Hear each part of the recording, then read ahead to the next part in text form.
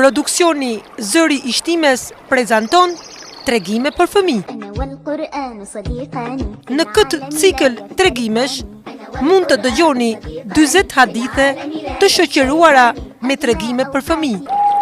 Mesazhi i së cilave vlen të dëgjohet, mësohet dhe zbatohet në jetën tonë të përditshme.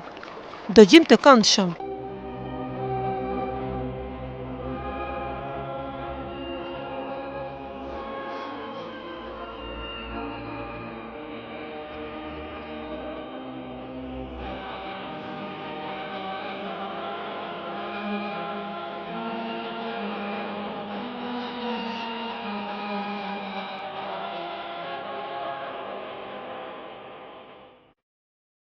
Tregimi i 4. Pasqyra.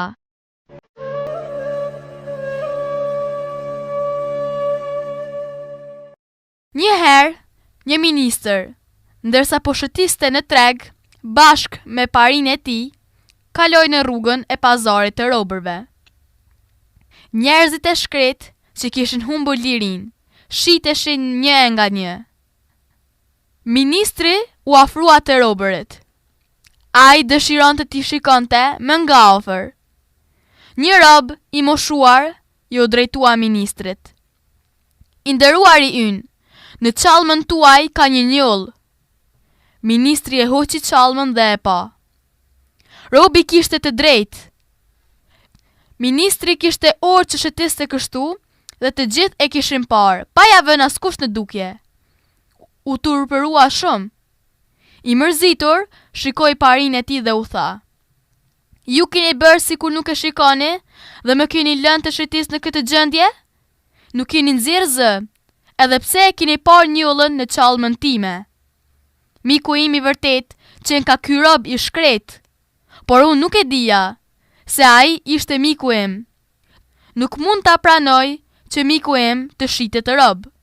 Prandaj, blijeni atë me njëherë dhe faljani lirin."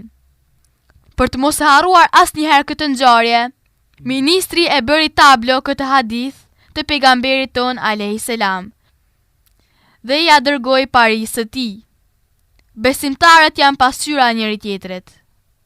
Vetëm ty Zot kam bezu, gjithëne na ke kriju. Dëgjuat tregime për fëmijë. Interpretimin e teksteve e realizoi Ensara Ahmeti.